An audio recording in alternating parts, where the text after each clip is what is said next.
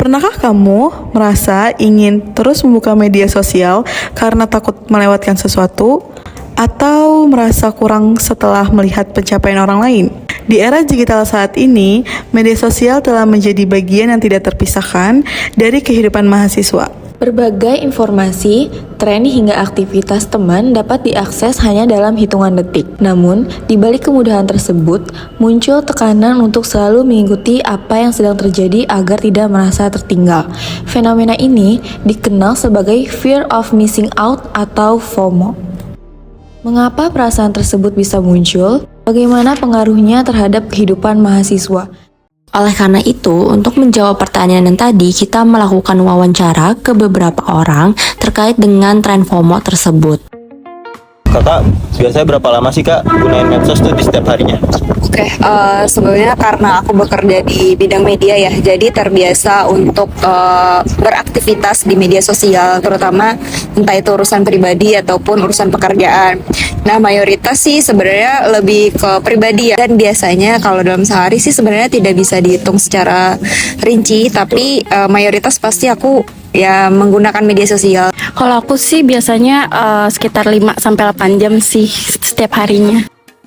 Pertanyaan kedua nih, media sosial apa yang paling sering dibuka?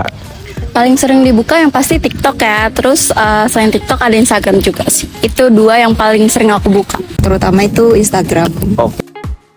Yang paling sering dicari Kak kalau lagi buka sosial media, terutama kan tadi kakaknya bilang lebih sering buka IG kan. Apa sih yang paling dicari kakak, atau beranda-beranda apa yang sering lewat di kakak gitu?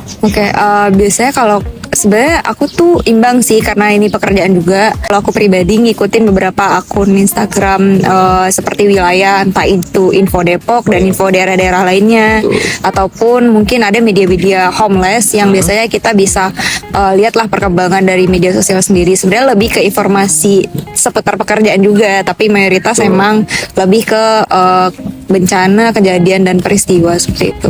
Kalau di TikTok karena aku cewek ya, jadi kita tuh nyari referensi fashion gimana, referensi hairstyle. Terus karena aku suka cat rambut juga, jadi referensi rambut, warna rambut yang bagus gitu buat aku. Pernah merasa takut ketinggalan informasi kalau tidak membuka media sosial? Pernah banget sih, itu kayak pasti di era digital ini kan kita kejar-kejaran tuh informasi, kejar-kejaran apa yang mau kita tahu, jadi pasti ada rasa FOMO-nya sih. Nah kan misalkan kakak lagi sibuk nih, nggak bisa ngeriset something lah, terus di kakak tuh kayak pernah ketinggalan informasi, merasa takut nggak sih Kak? Sebenarnya ini dua hal yang berbeda ya. Kalau semisal berhubungan dengan pekerjaan, otomatis aku bakal ngerasa takut ketinggalan dari informasi. Karena tuntutan ya Kak? Betul, karena tuntutan pekerjaan. Jadi yang membuat kita ibaratnya emang harus aktif, entah itu bisa 24 jam di dalam media sosial tersebut. Tapi ini balik lagi, kalau untuk urusan pribadi sebenarnya nggak terlalu aktif ya. Pernah merasa iri atau minder setelah melihat postingan teman? Pernah banget sih, kayak kayak ketinggalan deh, kayaknya harus kayak gitu deh. Itu pasti sering banget sih. Kalau untuk urusan pribadi sebenarnya enggak ya.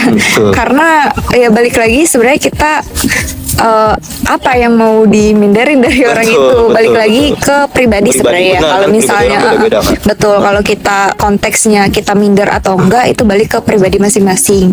Tapi kalau untuk merasa iri dengan orang lain sebenarnya enggak sih kalau aku pribadi ya, karena kita sudah disibukkan dengan pekerjaan ya, jadi untuk membandingkan dengan orang lain itu enggak ada waktu untuk hal itu. Terakhir nih Kak, menurut kakak media sosial lebih membantu atau justru memberi tekanan? Memberi tekanan sih enggak ya. Sebenarnya tergantung gimana kita milih dan milahnya sih dalam penggunaan media sosial. Cuma membantu sih, untuk sekarang membantu banget. Oke Kak, terakhir Kak, menurut kakaknya sendiri nih yang berkecimpung di media kan, medsos tuh lebih membantu atau lebih kayak ngasih tekanan ke kakak, ke pribadi ya Kak ya, as a person gitu Kak? Kalau pressure pribadi sih sebenarnya enggak ya, cara kita ngebatasin aja sih, batasin diri sendiri. Karena semakin banyak menampung atau mencari informasi yang ada di Instagram, terutama medsos itu, maka semakin negatif sih menurutku. Betul. Karena kebanyakan kita sekarang nih, entah itu mahasiswa ataupun generasi muda sekarang, ngebaca kan tahu informasi cuma di medsos. Padahal kalau pengen kita konfirmasi lagi Kita informasi yang tekanin kita lagi. dapat di Instagram, kita bisa cross check di Google ataupun di media-media tulis. Nah, itu baru bisa dapat benefit yang positif lah. Tapi kalau semisal di Instagram ya otomatis akan berdampak Sepingkal-sepingkal negatif, doang. betul. Itu Banyak balik POV lagi. yang berbeda dari orang-orang. Iya, betul. Ini balik lagi ke penggunaan masing-masing sih sebenarnya. Berdasarkan hasil wawancara, sebagian narasumber mengakui merasa khawatir ketika tidak mengetahui aktivitas teman-temannya. Dalam psikologi komunikasi, kondisi ini dijelaskan sebagai social comparison theory. Teori ini menjelaskan bahwa seseorang cenderung membandingkan dirinya dengan orang lain. Ketika media sosial menampilkan sisi terbaik kehidupan seseorang, maka kebanyakan orang merasa dirinya itu tertinggal.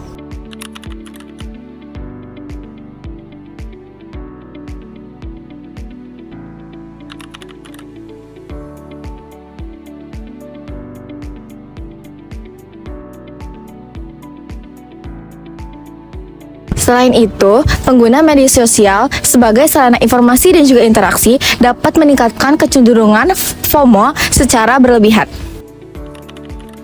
Berdasarkan hasil observasi dan wawancara, FOMO masih banyak dialami oleh sebagian besar orang, dan mereka membuat mereka itu ingin memantau media sosial terus dan membandingkan diri mereka sendiri dengan orang lain, yang membuat ganggu fokus dalam kehidupan mereka. Media sosial dapat memberikan manfaat kita dengan bijak. Yang terpenting adalah kita dapat bisa menghargai diri sendiri tanpa membandingkan pendapat orang lain.